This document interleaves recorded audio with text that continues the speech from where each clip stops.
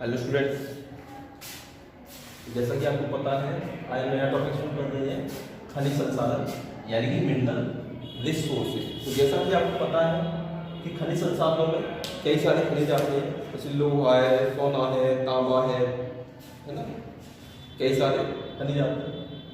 ये धात्विक भी हो सकते हैं, अधात्विक भी हो सकते हैं। धात्विक में आपका लोहा आता है, जिसमें धातुएं आती हैं, है ना। अधात्विक में आपके वो आते हैं जैसे चूना पत्थर है ना, आपका जिप्सम है ना, आपका और कई सारे जो चट्टानी पदार्थ हैं, है ना। तो देखिए खनिज कहते किसे हैं? सबसे पहली बात तो खनिज वे पदार्थ हैं, प्राकृतिक पदार्थ हैं जो खनन के द्वारा प्राप्त किए जाते हैं और इनका कुछ आर्थिक महत्व होता है। इनका जो क्या होता है, एक आर्थिक महत्व होता है। क्यों होता है? क्योंकि देखिए जहाँ जिस देश में जो जितने ज़्यादा खनिज पाए जाते हैं वो देश उतना ही ज़्यादा संसाधन को अपने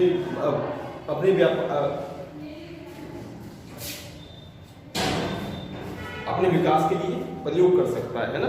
तो खनिज संसाधनों का व्यापक महत्व है और इस समय दुनिया में आपको पता है कि खनिज संसाधनों को लेकर के जंग निर्धारित हो रही है ना। खनिजों की होड़ और उस पर कैसे कब्जा किया जाए इसको लेकर के जो विश्व में आज जो है ये सारी परिस्थितियां देखने को हमें मिल रही हैं। तो देखिए खनिज संसाधनों का पर्याप्त महत्व है ना। तो देखिए भारत में जो खनिज संसाधन है उनकी 6 प्रमुख पेटियां हैं, जैसे छोटा नागपुर पेटी, मध्यवर्ती पेटी, दक्षिण पेटी, पश्चिमी पेटी, दक्षिण पश्चिमी पेटी, हिमालय पेटी और हिंद महासागर। तो ये 7 पेटियां ऐसी हैं जहां पर जो है खनिज पदार्थ निकाले जाते हैं, है ना। पीडीएफ में इनकी मैं आपको दे दूंगा, है ना, वहां पे आपको मिल जाएगी, है ना। तो देखिए इस खनिजों में सबसे पहला जो हम खनिज अध्ययन करेंगे वो करेंगे हम आज लौह अयस्क, है ना, आयरन और। तो आपको मालूम है लौह जो है आधुनिक सभ्यता की रीढ़ है ना।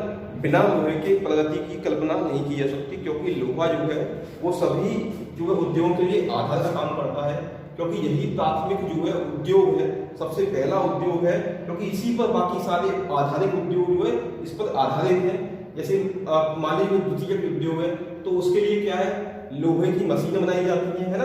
यानी मान लीजिए कुछ ऐसे उद्योग हैं जो लोहे के सामान बनाते हैं, लोहे से जैसे क्या खिड़कियां बनाना, दरवाजे बनाना, प्लेट्स बनाना, तो वो लोहा ऐसे सीख मिलेंगे। लोहा से जो पहले प्लेट बनाई जाएंगी, बाद में उसका यूज करेंगे अन्य उद्योग उसको लेकर के उससे और परिष्कृत चीजों का निर्माण करेंगे। तो देखिए लोहा ऐसे जो सबसे महत्वपूर्ण उद्योग है और आधारित उद्योग है, और इसको जो भारत के 8 कोर सेक्टर की इंडस्ट्रीज है ना, जो भारत के 8 कोर सेक्टर्स हैं, कोर इंडस्ट्रीज हैं, जो कोर उद्योग हैं उनमें से एक लोहा भी है।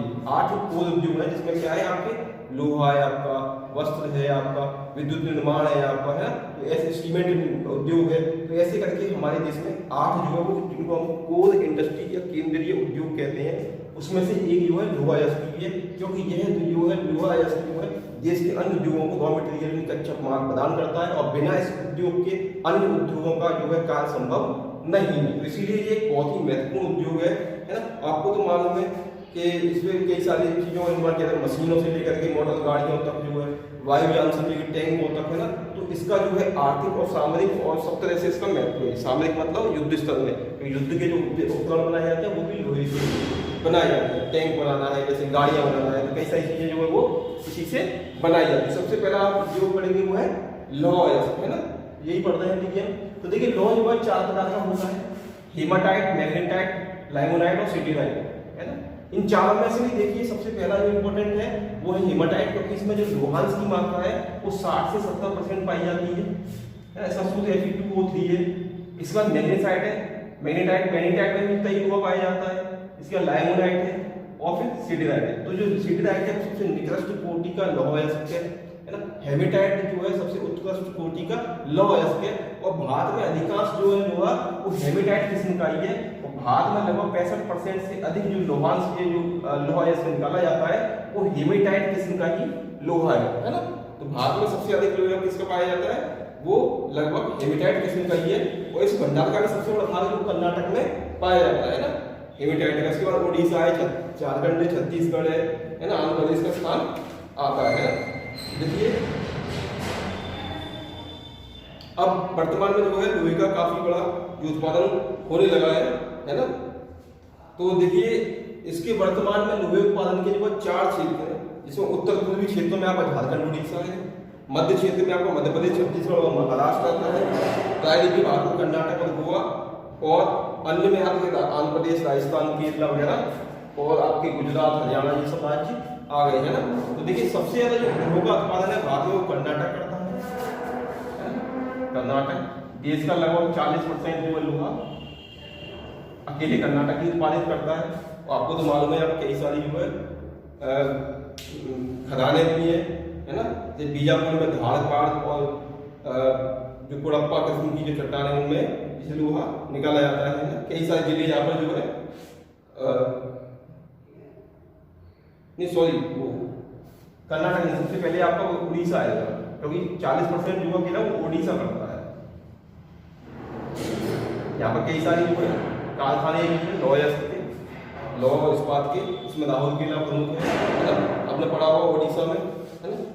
और यहाँ पर भी जो है जो मयूरभंज जिला है उसमें सबसे ज्यादा उसका उत्पादन लोहे का किया जाता है। इसके अलावा सब कई सारी मतलब खदानें भी है ना।